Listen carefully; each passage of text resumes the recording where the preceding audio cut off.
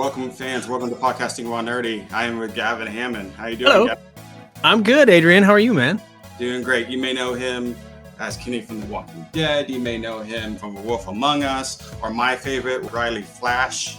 Oh, wow. Deep cut. Today, I have Gavin Hammon on here because we have one specific, really important thing to talk about, and that's the world of Lego. But I want to get a little background before we do that. Is that okay, Gavin? Yeah, of course. Yeah. How did you get into the field of voice acting? What inspired you to pursue it as a career? I never knew that it was a job or anything like that. I always did voices, and I was a pretty good mimic as a kid, and I was obnoxious. I talked a whole lot as a kid. I was working in construction, and my dad was listening to talk radio, as he always did.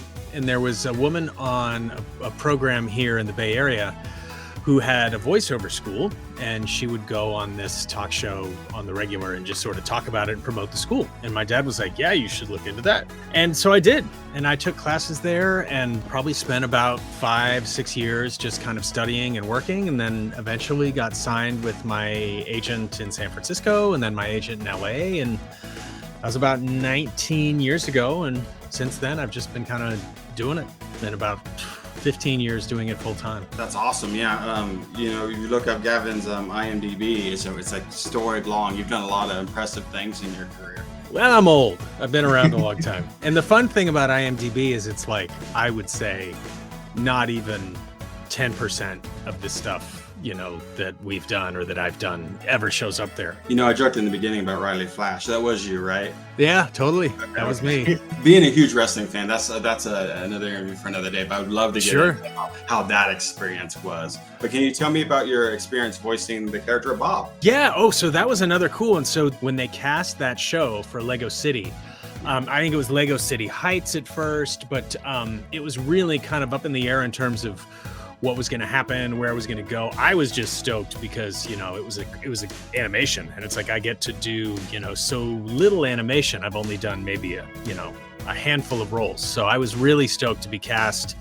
as not a regular, but certainly a recurring character. And then I walked into the studio the first day that we were shooting, and it was like James Arnold Taylor was there, and Roger Craig Smith was there, Misty Lee was there. So for me, it was just like, I was like, what the hell am I doing here? I have no idea why I'm here.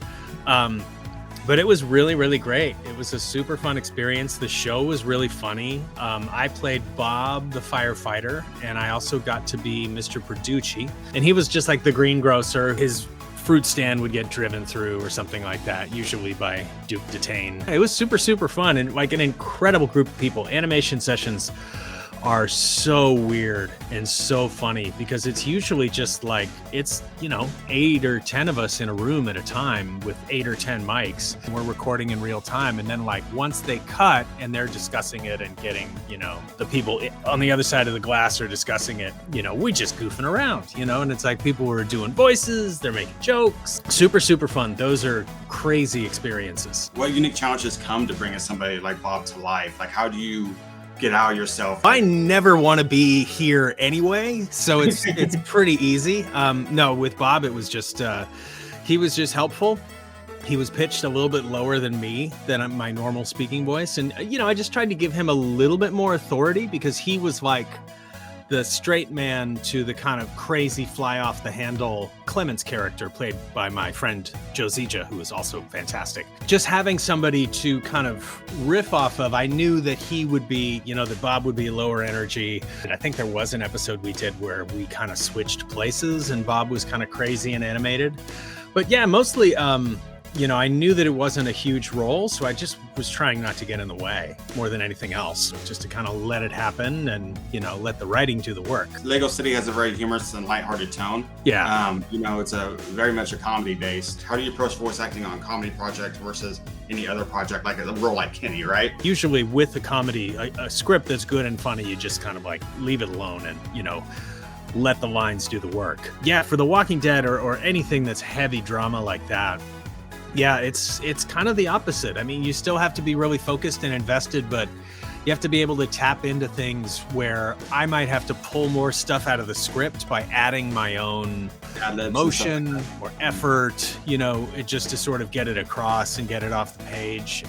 You have to do that in animation as well. You know, there's certainly sad bits and stuff like that, but definitely it's a dichotomy, you know, comparing those two. They were certainly different approaches for me, just to make it make sense. Yeah, I mean, in those days too, and there were a bunch of those sessions too, because I was like commuting for those. So I was like, I had a morning gig working on a toy, and so I would get up at like, you know, 5:30, and I'd be out the door by 6 in order to get to this, you know, this studio in Silicon Valley by 9.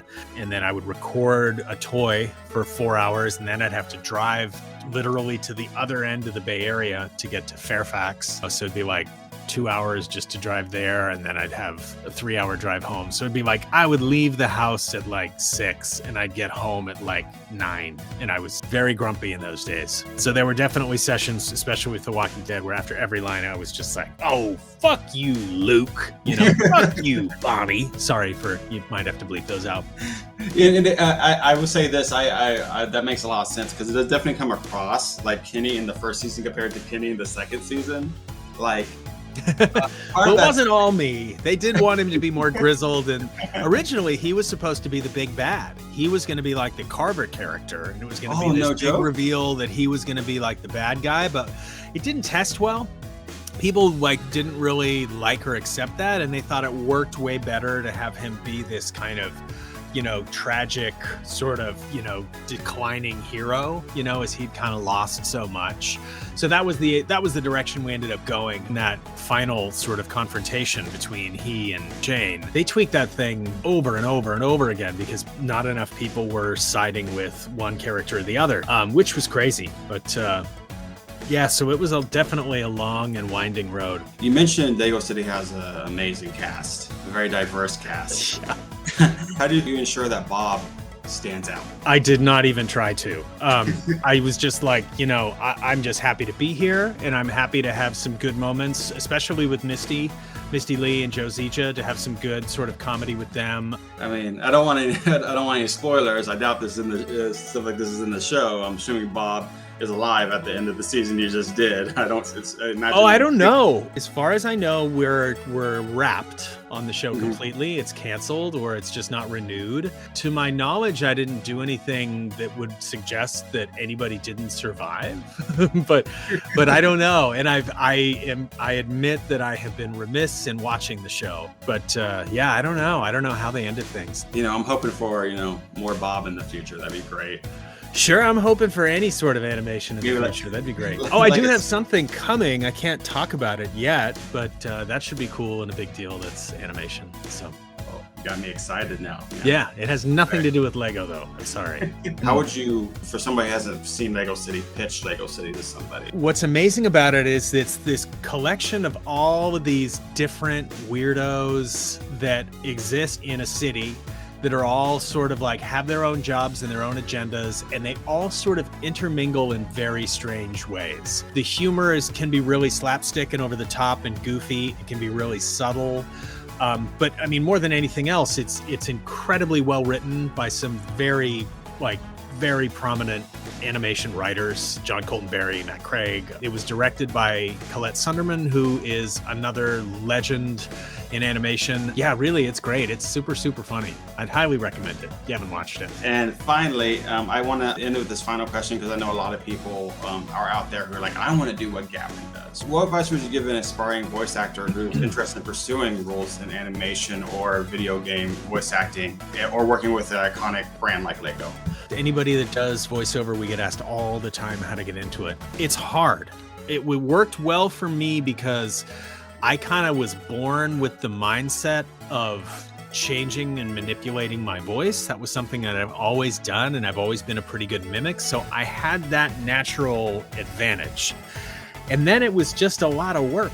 You know, I took a lot of classes with a lot of teachers, a lot of actors, a lot of producers, a lot of agents. And I just kept kind of putting myself out there. And I was, you know, after 3 or so years of that, it was really discouraging. It's like, I'm not auditioning for anything. I'm taking these classes and I'm getting positive feedback, but like nothing's coming from it. And my wife was like, you have to give this 5 years, like a reasonable, like any other goal, and just give it a shot. And I did. And by the end of that 5 years, I had signed with my San Francisco agent. So it was like, it kind of fell into place. Just be sort of aware of what the job is. And the best way you can learn about what it takes and what the job entails is a website, iwanttobeavoiceactor.com. All spelled out the way it would be spelled, one big long word. And classes are really key. We're finding a good solid coach. Coaching is really key too. Gavin, you're great to have on. I really enjoy. Oh, Adrian, thank you so much. You mentioned things you couldn't talk about yet. Yeah, always. There's always something I can't talk about. But when those things happen, I would love to talk to you about it. So absolutely. We recently rebranded the Podcasting Wondery to actually name the podcast. You're going to be the first guest on it. That's a huge mistake. What are you guys doing? Huge mistake. But thank you once again for being on. Thanks so much for having me. But look forward to having you on again. And once again, Gavin, thank you so much. Thank you, man.